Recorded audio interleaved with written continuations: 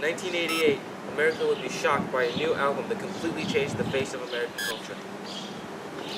Hi, I'm Delay Cerule, and today I'll be diving straight into Compton to study the meteoric rise and lasting legacy of a legendary hip-hop group, NWA. Straight out of Compton, another crazy ass nigga. When punks I smoke, yo, my rep gets bigger. I'm a bad motherfucker and you know this.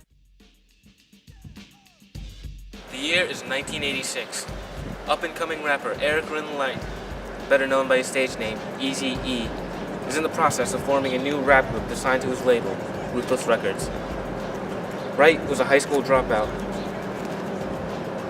in the notoriously dangerous city of Compton, California. He had recently turned his attention to music, particularly hip-hop, which was steadily growing in popularity. Wright managed to sign two young local rappers, Andre Young and O'Shea Jackson, who went by the stage names of Dr. Dre and Ice Cube, respectively. Along with Lorenzo Patterson, also known as MC Ren, the three of them would form the core of NWA, an acronym for Niggas with Attitude. Right from the start, the group was immediately distinguished for their aggressive style and well-thought-out lyrics. Each member of the group had a select set of skills that, when bonded together, created hip-hop masterpieces. Well, the group had a delicate balance. Wright was a manager, while Young and Anton Carabee were left with doing most of the music. But then we had Jackson, who was in charge of doing all the lyrics. The group created their first song together and released it in 1987. Though it was officially recognized and marketed as a solo Eazy-E song, Boys in the Hood marked the first time NWA collaborated. It was a rousing success and brought the group to the national spotlight. The lyrics glorified the thug life that Eric Wright had lived, which the group viewed with a source of pride. Woke up quick at about noon, just thought that I had to be in Compton soon. I gotta get drunk before the day begins, before my mother starts bitching about my friends. About to go and damn near went blind. The song was covered and remixed by many different artists of varying genres over the coming years. This song would set the tone for what NWA would do and accomplish over the next 5 years. Boys in the Hood was really the start of NWA, and when you saw how quickly people picked up on it, you knew they were going to be big. And NWA would grow as anticipated. Soon, they would drop a project much bigger than Boys in the Hood. Cause I'm the type of nigga that's built to last. If you fuck with me. In 1988, NWA released their debut album titled Straight Outta Compton. It quickly became and remains one of the most controversial albums ever released. When Straight Outta Compton was first released, it took America by storm. The lyrics were outrageous, it glorified violence, it was racist, it was sexist, parents hated it. The extreme backlash to the offensive lyrics served only to increase their notoriety and further their message. The thing about the lyrics was that even though they were offensive, they did carry a message. In songs like Straight Outta Compton or Fuck the Police, if you look deep into the lyrics, you'll notice that they actually carried a message through them. NWA was very successful because through these messages they were able to identify to a lot of poor youth, and they as well addressed the social-political issues that were currently happening between the population in Compton against the LAPD. In today's groups such as Glory Boys, you're able to see that they still carry that sexist, aggressive, offensive message, but there's nothing to feed the population that's listening to it. And that's why they lack the success that NWA had. Indeed, despite the outrageously offensive content, a key theme in much of NWA's music was the constant political element.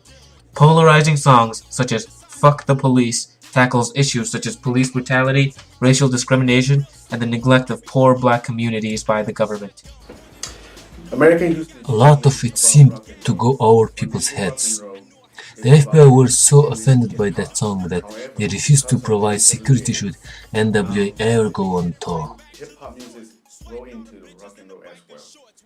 When they first released their album, they sold over 10 million records. But that didn't stop the group from experiencing major successes. In fact, they got a little too successful for their own good. It began with the departure of O'Shea Jackson. Jackson was the chief lyricist of the group. Having written most of the lyrics of himself and Wright so far, he felt he was not getting his share of the revenue and the royalties, and was angered by what he perceived to be an interference in affairs from manager Jerry Heller. There was a lot of tension in the group. Jackson saw Heller as this old, white, rich Jewish guy that was just telling him what to do, and he didn't really like that. In December 1989, after 3 years of NWA, Jackson left the group to forge his own solo career. He did not depart on good terms. The resulting feud between Jackson and his former crew would continue until the eventual breakup of NWA in 1991. Yellow boys on your team, so you're losing. Hey yo, Drake, stick to producing. Calling me owner, but you been a dick. Easy saw your ass and went in it quick. Despite the loss of Jackson's lyricism, the group continued to be successful. With the release of their second full album, F.L. for Zaggin', NWA re-established themselves as top dogs on the West Coast scene. However, it was the production from Andre Young that really left an impact. G-Funk, as it was now known, was brought to the mainstream. I heard a dope beat. Somebody told me that Buck did it, but if Dre didn't do it, I can't fuck with it. NWA is like a mix of fixer tricks, real niggas with big dicks. NWA G-Funk is a subgenre of hip-hop which utilizes heavy synthesizers and a deep bass which give a very funky feel to the beat. This subgenre would dominate the West Coast hip-hop scene for the next decade, and Andre Young was right in the middle of it. Famous rappers like Warren G, Tupac, and Too Short would sculpt careers based on G-Funk songs.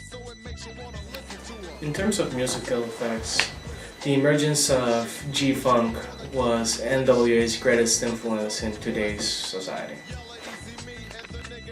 Despite these successes, the group dynamic soured once again. Once more, a dispute over royalties arose. This time, Andre Young was the offended party.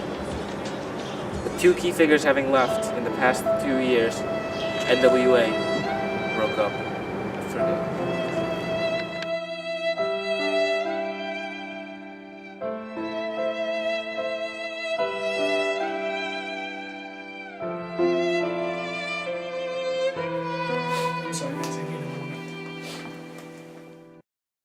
But this breakup inspired each members of the group.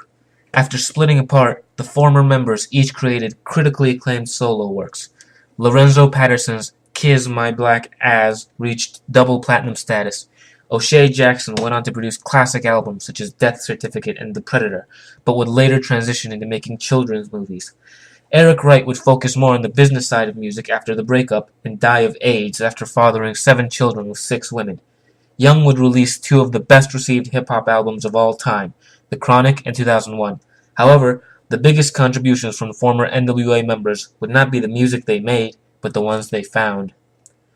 Eric Wright found and gave debuts to talent such as will.i.am and Bone Thugs and Harmony. Andre Young would kickstart the careers of famous rappers such as Snoop Dogg, Eminem, Kendrick Lamar, 50 Cent, and The Game, which established Young as the most important figure in hip-hop. NWA, pioneers of gangster rap and the voice of a lost generation.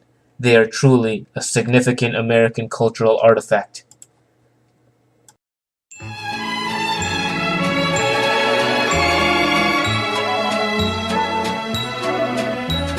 Eazy-E.